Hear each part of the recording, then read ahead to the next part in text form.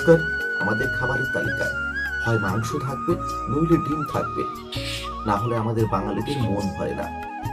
কিন্তু এমন কিছু মাংস আছে যেগুলো আমাদের মতো সাধারণ মানুষের পক্ষে খাওয়া অসম্ভব হয়ে যায়। স্বাদ থাকলেও সাধ্য নাই, তাই আমাদের নির্ভর করতে হয় পোল্ট্রির মাংসের ওপর, পোল্ট্রির ডিমের ওপর। আজকের এই ভিডিওতে আপনাদের শোনাবো পোল্ট্রি ফার্মের জন্য বর্তমানে কি কি আধুনিক মেশিন এসে গেছে, যে মেশিনের সাহায্যে কয়েকদিনের মধ্যে মুরগির বাচ্চাকে ফোটানো হয়, লক্ষ লক্ষ ডিম বানানো হয়।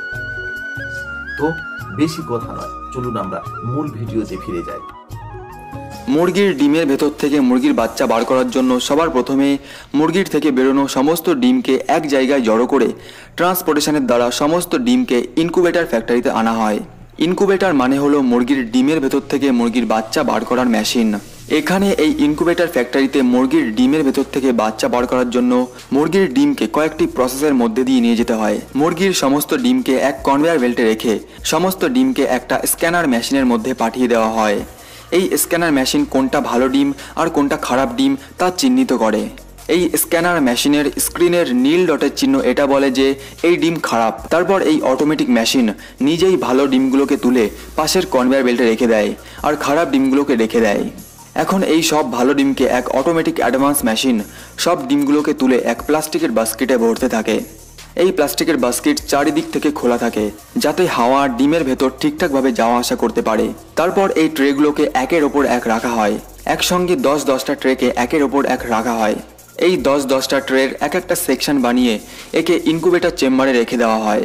এই ইনকুবেটর চেম্বারের মধ্যে এই ডিমগুলোকে 21 দিন পর্যন্ত রাখা হয় আর এই চেম্বারের তাপমাত্রা 37 ডিগ্রি সেলসিয়াস পর্যন্ত হয়। তারপর 21 দিন পরে প্রত্যেকটি ডিম থেকে মুরগির বাচ্চা ডিমকে ভেঙে নিজেরাই বাইরে বেরিয়ে আসে। এবার এই সব মুরগির বাচ্চাকে কনভেয়ার বেল্টের দ্বারা আগে পাঠিয়ে দেওয়া হয়।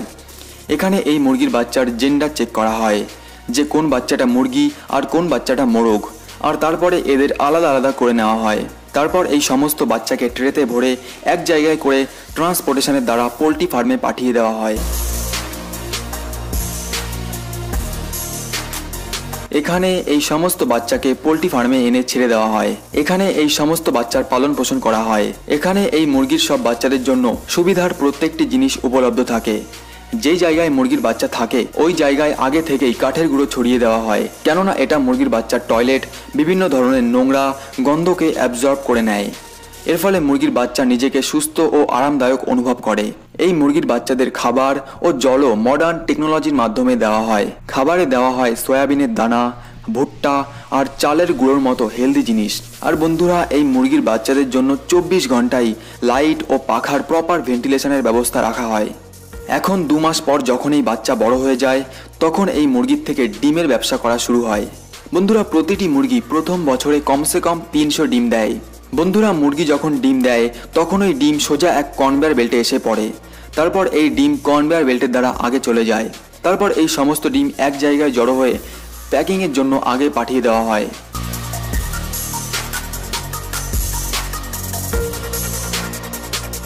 এখানে এই অটোমেটিক মেশিন এই ডিমগুলোকে তুলে খুবই ফিনিশিংয়ের সাথে ডিমের ট্রেতে ভরে দেয়। তারপর এগুলোকে মার্কেটে পাঠিয়ে দেওয়া হয়।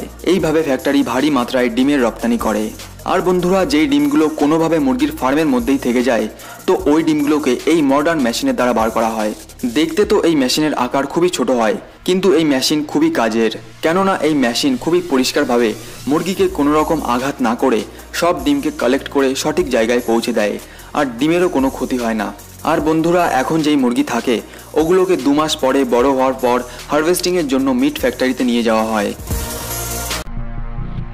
এখন এই মুরগিগুলোকে মিট ফ্যাক্টরিতে নিয়ে আসার পর সব মুরগির ট্রেকে এক এক করে আগে পাঠিয়ে দেওয়া হয়। এখানে কিছু ওয়ার্কার এই মুরগিগুলোকে তুলে হ্যাঙ্গারে ঝুলিয়ে দেয়। এই হ্যাঙ্গার এই মুরগিগুলোকে আগে নিয়ে যায় যেখানে এই মেশিন মুরগির গলা কেটে মুরগিকে মেরে ফেলে। এখন এরপর এই সব মুরগিকে জলের ভেতর দিয়ে দেওয়া হয়। এর ফলে মুরগি মরে ঠান্ডা হয়ে এর পাখনা সোজা হয়ে যায়। তারপর এই মুরগি এমন এক মেশিনের মধ্যে দিয়ে নিয়ে যাওয়া হয় যা মুরগির থেকে মুরগির লোমকে আলাদা করে দেয়। এখন এরপর মুরগির গলাকে আলাদা করে দেওয়া হয় আর তারপরে এই মুরগিগুলোর পা কাটা হয়। এরপর এই মুরগিগুলোর ভেতরে সমস্ত খারাপ জিনিসকে বার করে নেওয়া হয়, যেমন সব ধরনের নাড়ি ভুড়ি খাবার। এখন এই মুরগির থেকে সমস্ত খারাপ জিনিসকে বার করার পর এই ফ্রেশ মুরগিকে আবার ফুটন্ত জলে ঢেলে ভালোভাবে ওয়াশ করা হয়। এর ফলে চিকেনের ভেতরে বাইরে পুরো পরিষ্কার হয়ে যায়। এখন এই চিকেনকে আবার হ্যাঙ্গারে ঝুলিয়ে আগে প্যাকেজিংয়ের জন্য পাঠানো হয়। এখানে এই পুরো চিকেনকে প্যাক করা হয়, তারপর এগুলোকে মার্কেটে পাঠিয়ে দেওয়া হয়। তো বন্ধুরা, এইভাবে মুরগির জন্ম থেকে মৃত্যু পর্যন্ত ফ্যাক্টরিতে মেশিনের ব্যবহার করে চিকেন ফার্মিং করা হয়।